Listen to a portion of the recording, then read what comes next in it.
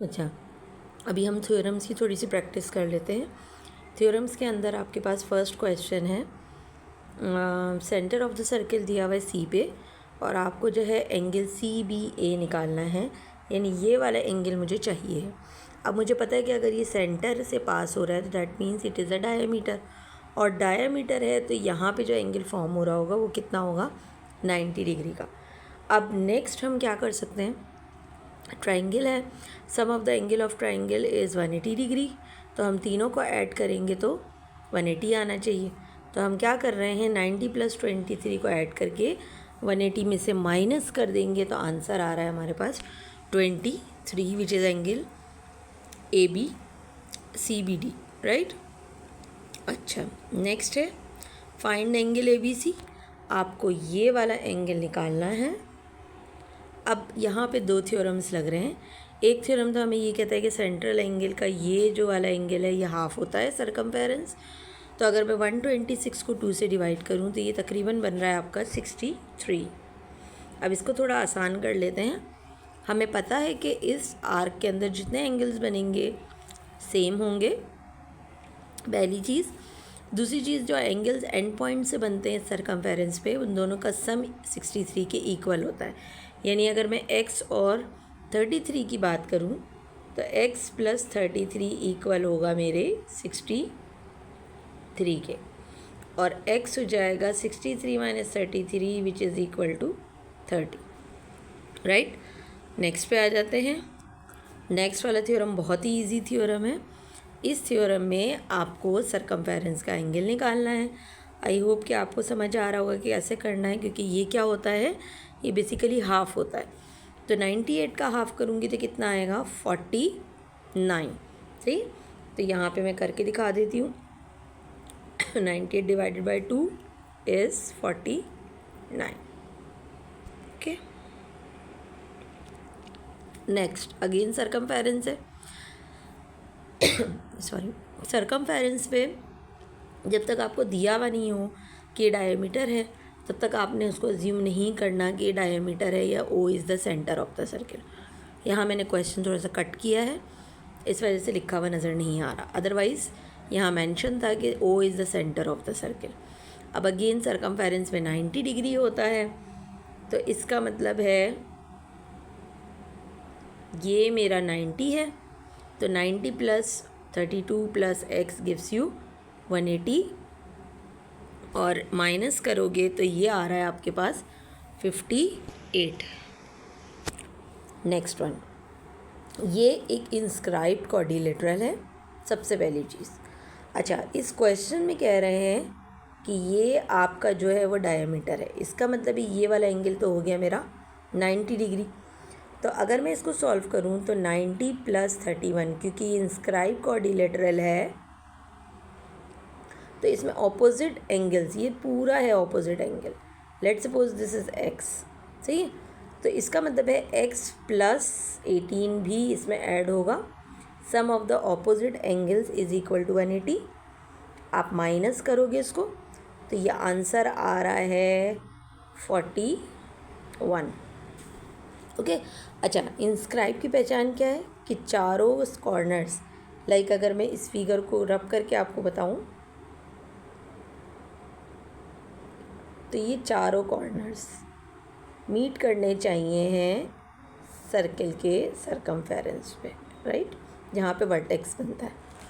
तो ये हो गया आपका 41। नेक्स्ट क्वेश्चन है।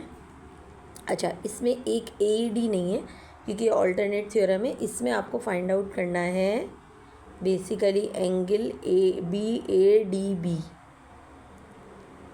तो ADB बेसिकली ये वाला एंगल है। अब अगर तो ये दो कॉन्ग्रुएंट ट्रायंगल्स या आपके कॉर्ड्स जो हैं वो टेंजेंट्स हैं, ये दोनों अगर टेंजेंट्स हैं तो यहाँ पे जो है वो आपका क्या बन रहा होगा, ये दोनों एंगल्स क्या होंगे, सेम होंगे, सही है।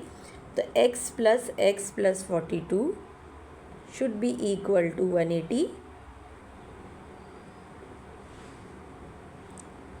और हम इसको माइनस करेंगे, 42 - 8 हो जाएगा और ये हो जाएगा 138।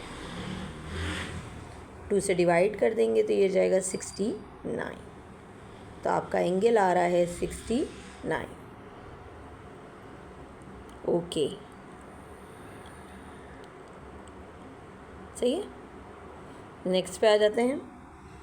अब इस क्वेश्चन पे देखिए, O is the centre of the circle, find out करना है X। अब क्वेश्चन में बहुत सारी इन्फॉर्मेशन दी हुई है, बट हमें यहाँ इतनी इन्फॉर्मेशन की नीड नहीं है। क्वेश्चन बहुत इजी है, लेकिन मैंने जस्ट इसलिए पिक किया था कि मैं आपको बता सकूँ कि कभी कभी एंगल्स की इन्फॉर्मेशन एक्स्ट्रा भी हो सकती हैं, कभी कभी वो डिस्ट्रैक्ट करने के लिए भी आपको ऐसा करते हैं।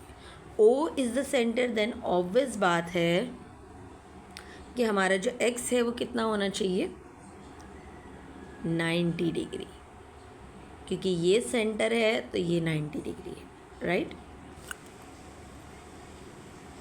नेक्स्ट थोड़ा सा चेंज है, आपके पास एंगल गिवन है 67 और साथ में आपको क्या क्या दिया हुआ है जनाब, कुछ भी नहीं दिया हुआ। लेकिन इस थ्योरम में देखो, अगर आप गौर करो, थोड़ा सा एक्सप्लेनेशन है इसकी। अगर आप इस थ्योरम को गौर से देखो, ये और ये मेरा रेडियस हो रहा है, राइट। और रेडियस में बेस एंगल्स, यानी ये पूरा आइसोसेलेस ट्रायंगल बन गया, तो बेस एंगल्स हमेशा सेम होते हैं। तो ये हो गया मेरा 22, राइट। मैं बाहर की तरफ लिख देती हूँ ताकि आपको ये नज़र आए। ये हो गया मेरा 22, राइट। अब यहाँ पे सही है, तो अब ये हो गया 22। अब यहाँ पे अगेन अगर मैं देखूँ, मैं दूसरा कोई कलर लेके आपको बताती हूँ, ये भी क्या है, रेडियस है। तो क्वेश्चन बहुत सिंपल था। अब ये वाला एंगल और ये वाला एंगल भी क्या है, सेम है। तो इसका मतलब है कि 67 बेस एंगल्स है ना, सही है। 67 should be equal to x plus 22। बात समझ आ रही है, क्योंकि आइसोसेलेस ट्रायंगल बन गया है तो बेस एंगल सेम होंगे। तो ज़रूरी नहीं है मैं सेंट्रल एंगल निकालूँ फिर उसके बाद 180 से माइनस करूँ। मैं डायरेक्ट ये बात भी तो कर सकती हूँ कि आइसोसेलेस में दोनों बेस एंगल सेम होते हैं। तो जब आप इस 22 को यहाँ लेकर आओगे लेफ़्ट पे, तो ये बन जाएगा 45, सही। तो आपका आंसर आ गया 45। आई होप कि शायद और लोगों के पास कुछ इससे बेटर आंसर होगा, लेकिन according to the radius theorem we can solve like this. Okay, this one. Now what they ask about the x, सही है। आपके पास जो सेंट्रल एंगल है इसको हम क्वाड्रिलेटरल के रूल से कर सकते हैं, राइट। मुझे पता है अगर ये दोनों टेंजेंट से, ये मेंशन हुआ हुआ है यहाँ पे, अगर ये दोनों टेंजेंट्स हैं तो ये वाला एंगल भी कितना है, 22। और हमें पता है कि ऑपोजिट एंगल्स जो होते हैं उनका सम होता है 180 डिग्री। तो 22 प्लस 22 हो गया 44। 44 में लेट सपोज उसको y बोल दो, तो y लोगे तो ये हो जाएगा 180, माइनस करोगे तो 44 में से अगर मैं माइनस करूँ तो 6, और ये हो जाएगा 136, सही। अब ये हो जाएगा 136, राइट, सही। अब हमें पता है कि ये मेरा सेंट्रल एंगल है, राइट। ये मेरा सेंट्रल एंगल है और ये इसका सरकमफेरेंस एंगल है, तो इसका हाफ होना चाहिए।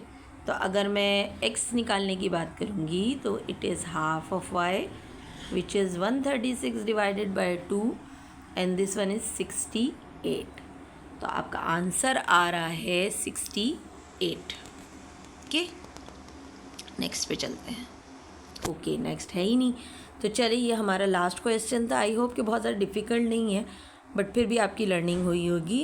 Don't forget to subscribe. और स्पेशली 10th क्लास के लिए मैंने इस साल किया है काम, इंशाल्लाह नेक्स्ट ईयर मैं फर्स्ट ईयर के लिए भी काम करूँगी। तो अगर आपने सब्सक्राइब कर लिया है तो आपके पास फर्स्ट ईयर में भी इसी तरीके से वैल्यूज़ आएंगी। And thank you so much for joining. अल्लाह हाफ़िज़।